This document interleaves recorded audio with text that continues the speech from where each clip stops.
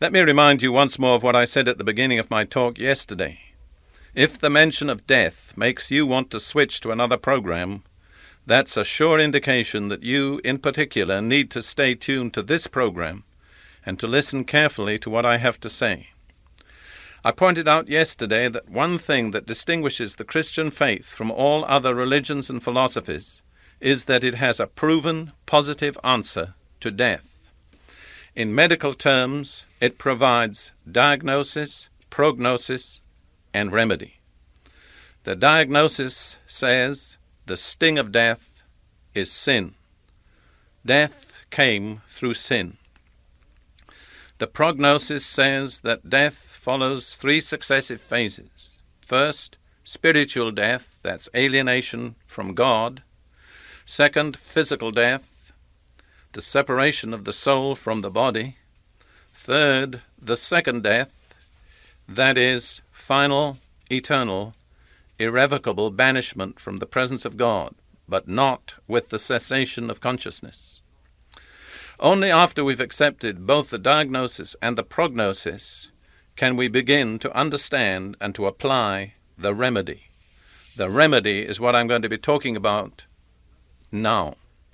I want to begin by explaining more fully the nature of the spiritual world and the spiritual forces that are at work both in life and in death. Some people don't realize that there is a spiritual world. They think everything begins and ends in this world and there's nothing beyond. Other people acknowledge the reality of a spiritual world, but they think of it as something vague, amorphous, abstract.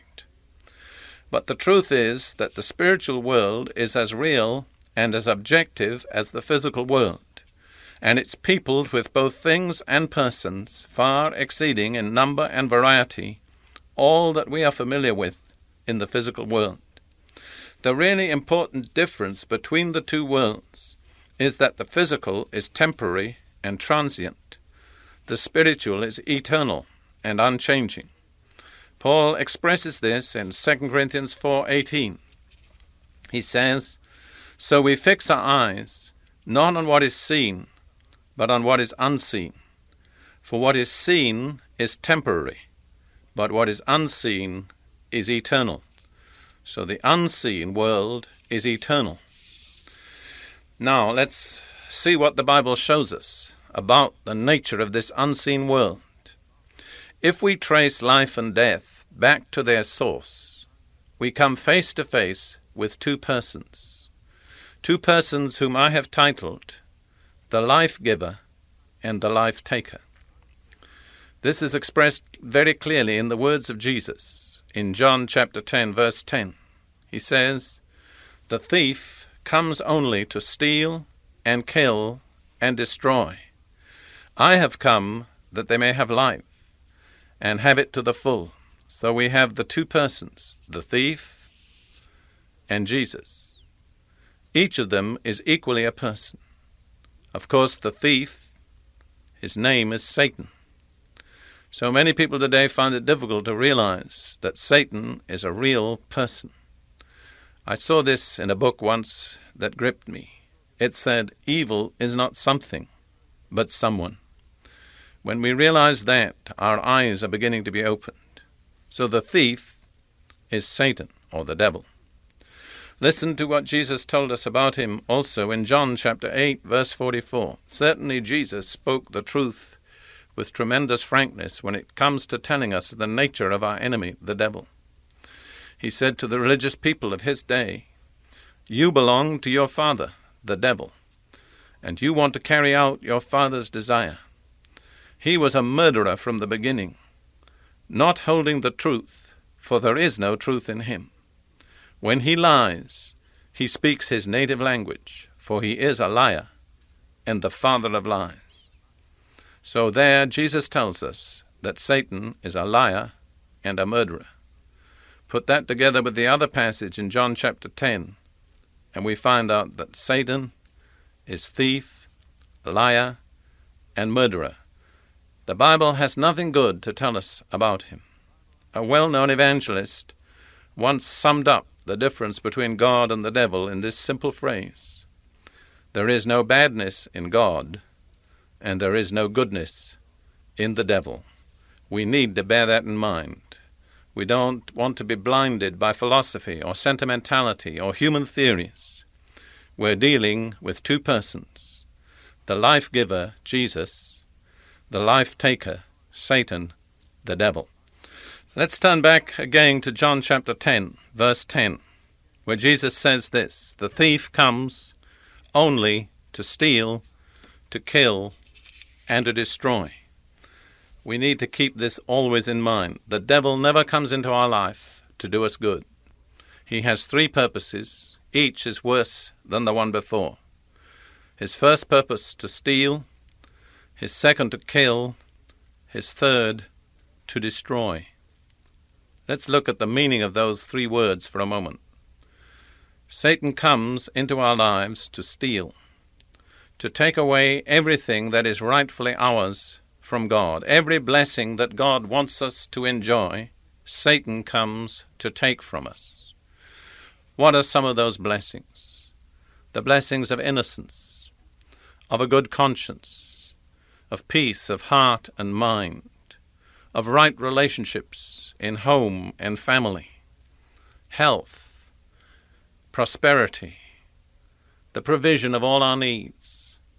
Those are some of the blessings that the devil comes to steal. And then Jesus said he comes to kill. To kill is to take life physically, to murder. Remember, Jesus said the devil is a murderer. He actually comes to take our physical life. He does it through sin, through sickness, through all sorts of pressures that he brings against us. If you accept that statement of Jesus as being correct, we're brought face to face with an astonishing and terrible fact. In a certain sense, everyone who has ever died in the history of the human race has been murdered. Everyone has been murdered because the devil is a murderer and he's behind the death of every person who ever died. But that's not the end. The third purpose of the devil is to destroy. You may say, well, what can he do beyond killing? Killing ends physical life, but destroying goes on eternally. Listen to what Jesus says in Matthew 10:28. "Do not be afraid of those who kill the body, but cannot kill the soul. Rather be afraid of the one who can destroy both soul and body in hell." Who is that one? I believe that's the devil. His destructive work against us does not end with physical death. It continues on into eternity. He's a murderer, a thief, a liar. The fact that he's a liar and a thief should warn us of one thing. He deceives us. When he comes to us, he does not tell us who he is or the purpose for which he comes. A thief does not walk up to your house, knock on your door, and when you open, say, "I'm a thief. I've come to take your possessions." He comes in the dark. He comes at a time when you can't see him and you don't expect him. Or if he's a different kind of a thief, he may be what we call a con man, he'll come and misrepresent his motives, suggest to you that he has something tremendously valuable to impart to you, but really he's come to take and not to give. You see, God works in the light. God is light. When we're related to God, we know to whom we're related. We're aware of what God is doing. We're not groping. We're not fumbling. We're not uncertain or insecure. But the devil, Satan, works in the dark. And many, many times he's at work. We don't see him. We don't recognize him. We don't know exactly who he is or why he's there or what he's doing. That's because he works in the dark. You see, when God is in our lives, we recognize him. But when Satan is in our lives, many times we fail to recognize him. He's a deceiver, a liar. I remember once when I was the principal of a college in Africa for training teachers. One of my African teachers under me had tremendous problems about the reality of the devil. He had a little group of ducks that he was cherishing in his backyard. He was very proud of his ducks. One day he came to me so forlorn and disappointed, Someone had come in the night and stolen all his ducks. I said to him, "Mr. Odawa, did that person come to your door and tell you that he was coming to steal your ducks?" He said, No, he came in the dark and I didn't see him. I said, "Mr. Odawa, that explains your problem with the reality of the devil. He doesn't come to the door in the light and knock and say, 'I'm the devil, I've come to steal.' But he does just like that thief that took your ducks. He comes in the night, he doesn't tell you who he is or when he's coming. You don't see him, you don't recognize him, you don't know what you're dealing with. That's the way a thief works." Remember then what Jesus said. The devil is thief, liar, and murderer. He never comes to do us good. He has three purposes: to steal all the blessings that God wants us to enjoy, to kill, to take our physical life, and to destroy, to torment us forever and ever in a lost eternity. Thank God for Jesus, who's so faithful to tell us the truth. Thank God also that Jesus is the remedy.